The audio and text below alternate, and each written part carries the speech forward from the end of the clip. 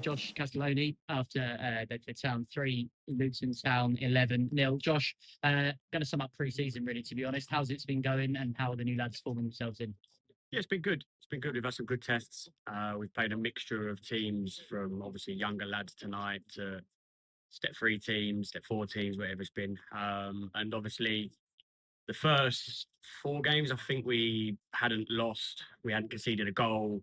We'd won all of them, bar the Aldershot one, and sort of it was not too good to be true, but we were flying and we were waiting for a little bit of a hiccup.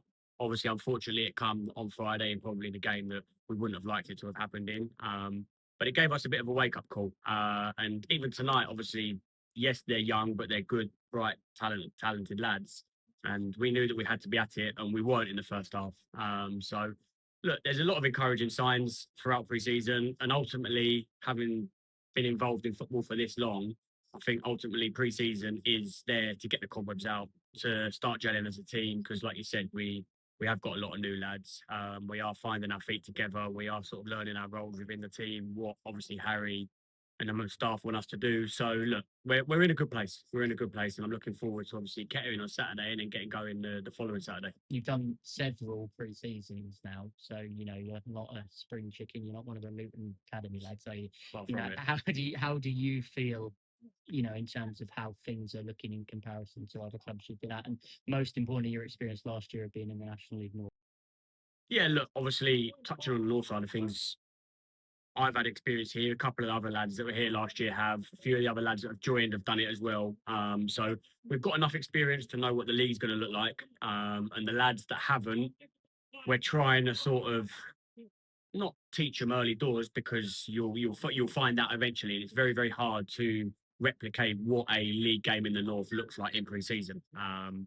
Kettering will probably be the closest to it, but I think it's really important for us to make sure that we understand where we're at as a club, what our aims are, what we need to do, and we are getting there day by day, training session by training session, game by game, however you want to phrase it. We're getting there, we're getting closer, and like I said a minute ago, ultimately, as long as we're ready for Saturday, the 8th of August, that's all that matters. So yeah, look, that's our aim, and we've got one more pre-season fixture along with a couple more training sessions to make sure we're in as best position as we possibly can be going into that first game of the season. What does captain of this club mean to you? A lot, a lot. Like I said, I've had previous spells at other clubs, sort of having the armband on. And listen, I know it means a lot to captain any club. But sort of one thing that stood out for me, obviously here, was when I come in last year, how welcoming the staff, the fans, the players, the like everyone associated with the club make you feel. And then obviously with Harry taking over this year, and when he asked me the question, I was taken back, but in a nice way. Not because I weren't taken back as sort of like, oh my god, like you think I'm good enough to be able to do so, but just sort of like having the trust from your manager and your staff in myself to be able to captain aside going into again a tough league and look after some of the lads that are obviously new to it. But yeah, no, look, it's a real honour. Something that I'll obviously wear with pride and sort of make sure I do my best for the club as I would normally naturally anyway. You've known Harry a long time. You're tight with him, which is great from the manager and captain's point of view. Firstly, how do you think he's finding the top job in the club? And secondly, is there anything that the fans don't know about him or we perhaps should that you can reveal? I won't give away any of his darkest secrets. To be fair, I can't do that on camera. But no, to be fair, look, he's absolutely smashing it. Obviously last year he had a coach role within the club, and he did a hell of a lot, obviously, along with the other guys that were here last year. But I think this year, look, he's someone that when he gets a challenge, he'll jump in feet first, and he's not afraid. He's not afraid to sort of get down and dirty with anything.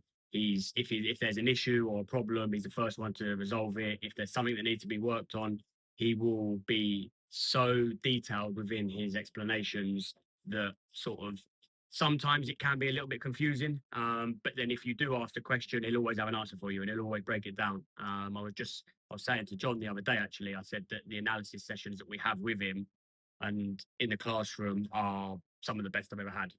Like I say, sort of like his attention to detail is so good at such a young age that it's only going to benefit us. And like I said, it's all well and good doing it in the classroom, but once we come out the classroom onto the pitch, it's exactly the same. He's so hands on with it. He loves getting down and dirty with the players and sort of putting on sessions and showing demos and explaining.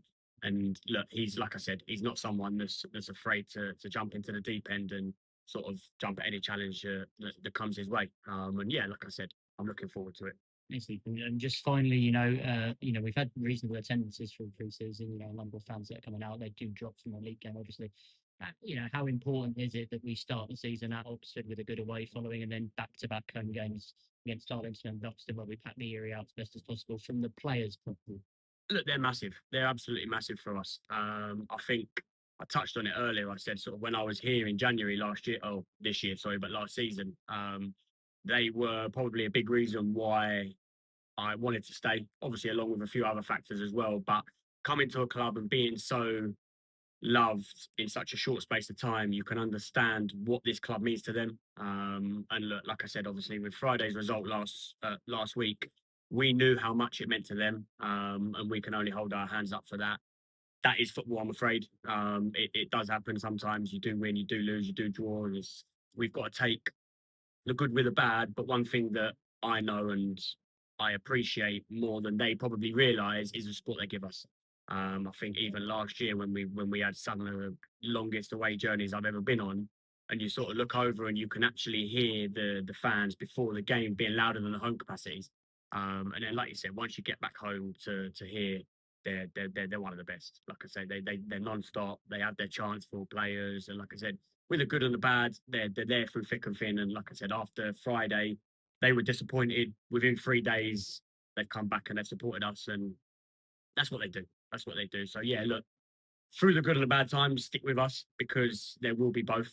It's not going to be football's not plain sailing. We will have a bit of a bumpy ride along the way. Like I said, if we could win every game in the season, that would be unbelievable. But realistically, it's not going to happen. So we will have tough results. We will have tough times. We will have good results, and we will have amazing times. So it's part of the journey. Stick with us through thick and thin, as I know they will, and I look forward to seeing them. Top man, thanks, Cass. Appreciate it. Thank you.